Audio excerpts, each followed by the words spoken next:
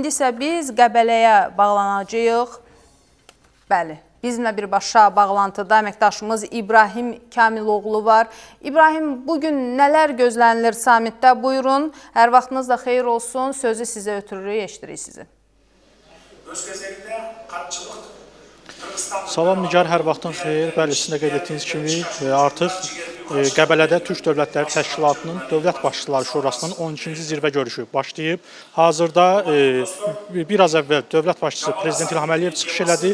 İndi isə hazırda TDT-nin sədri olan ölkə Qırğızıstanın prezidenti Sadıq Japarov çıxış edir və bugün artıq sədrlik Azərbaycana keçəcək və nəticədə gözlənilən odur ki, TDT Plus formatının təsdiqlənməsi, yaradılması gözlənilir ki, yəni əlavə ölkələr də, üçüncü ölkələr də müşahidəçi qismində və yaxud da ki, Türk dövlətləri ilə bağlı sahələrdə maraq olan ölkələr bura cəlb olunsun və nəticədə də bugünkü Qəbələ sammitinin yekun bəyannaməsinin də qəbul olunacağı gözlənilir. Qeyd etdiyim kimi, biraz əvvəl dövlət başçısı çıxış elədi və bu Türk Dövlətləri Təşkilatının əhəmiyyətinə toxundu və bildirdi ki, bu etnik, dini, mədəni dili bir olan ölkələrin daha da yaxınlaşmasına şərait yaradır. Həm iqtisadi, ticari əlaqələrinin, siyasi əlaqələrinin daha da genişlənməsinə şərait yaradır və Azərbaycana bu təşkilatın indiyə qədər olan faydaları ondan ibarətdir ki, Azərbaycanın işğal altında, torpaqları işğal altında olan da daim suverenliyini dəstəkləyib. Eləcə də 44 günlük vətən müharibəsində Azərbaycanın haqq savaşını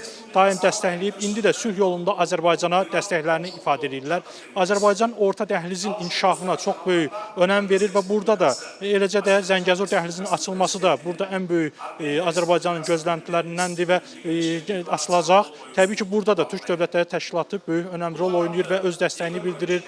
Dövlət başçısı onu da bildirdi ki, Türk Dövlətləri Təşkilatı ilə ümumiyyətlə bu təşkilat həm də hərbi cəhətdən bir-birinə dəstək verməlidir. Çünki hazırda güc mərkəzləri, eləcə də hərbi güc mərkəzləri dünyada ən önəmli faktorlardandır və təklif etdi ki, 2026-cı ildə bu Türk Dövlətləri Təşkilatının birgə hərbi təlimləri keçirilsin.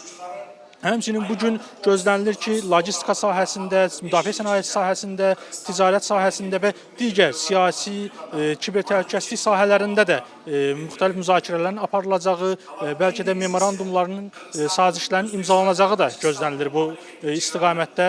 Həmçinin, yenə deyirəm, dövlət başçısı onu da qeyd etdi ki, Azərbaycanın iqtisadi zonası, azad iqtisadi zonası 2030-cu ilə qədər nə qədər yük daşıma qabiliyyəti olacaq onu açıqladı və bildirdi ki, bu, eləcə də 9 beynəlxalq hava limanına malik olması Azərbaycanın önəmini daha da artırır və bu təkcə Azərbaycan üçün yox, Türk Dövlətləri Təşkilatı üçün ümumi önəmli bir məsələdir ki, yəni burada yenə deyirəm, şimal-cənub dəhlizi, orta dəhlizin inkişafı da buradan əsasən bağlıdır və həmçinin qeyd olundu ki, siyasi cəhətdən də daim bir-birini dəstəkləyirlər, beynəlxalq təşkilatlarda bu dövlətlər bir-birinə daim dəstək olublar və TDT Plus formatının yaradılması da burada önəmli rol daşıyır. Çünki Türk Dövlətləri Təşkilatı digər beynəlxalq təşkilatlarla da əməkdaşlıq edir. Hazırda İslam Əməkdaşlıq Təşkilatı və digər təşkilatlarla əməkdaşlıq edir. Bu əməkdaşlıqların daha da irəliyə aparılması, əməkdaşlıq olunan beynəlxalq təşkilatların sayının artırılması da ən çox qarşıya qoyulan məqsədlərdəndir və müşahidəçi dövlətlərin də cəlb olunması və müşahidəçi dövlətlərdən də üzv dövlət kimi bura cəlb olunması da əsas gözləntilərdən və bu təşkilatın əsas qayəsindən, məqsədlərindən biridir. Buyur Nigar. İbrahim, çox sağ olun. Təşəkkür edirik ətraflı məlumatı üçün. Onu deyim ki, samit çərçivəsində nazirlərin də görüşləri baş tutur.